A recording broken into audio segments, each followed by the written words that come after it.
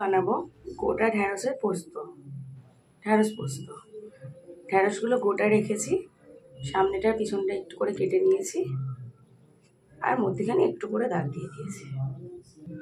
কাঁচা লঙ্কা দিয়ে পোস্ত বেটে নিয়েছি বেশি করে। কড়াই দেবো সর্ষের তেল, তেলটা গরম হয়ে গেলে একটু দেবো কালো জিরে। তেল গরম হয়ে গেছে, ধোয়া উঠছে, এবার আমি কালো জিরে আর কাঁচা লঙ্কাটা দিয়ে দেবো। দিয়ে দিয়েছি ঢ্যাঁড়সগুলো, দিয়ে দেবো আমি অল্প করে হলুদ, দিয়ে দেবো পরিমাণ মতো নুন,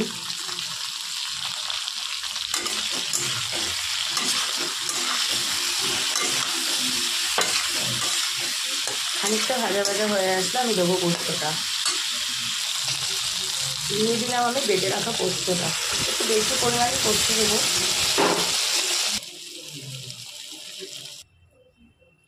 10টা মিনিট ঢাকা দিয়ে রাখবো। পোস্ত হয়ে এসছে, আর একটু শুকালে নামিয়ে দেবো। রেডি আমার পোস্ত।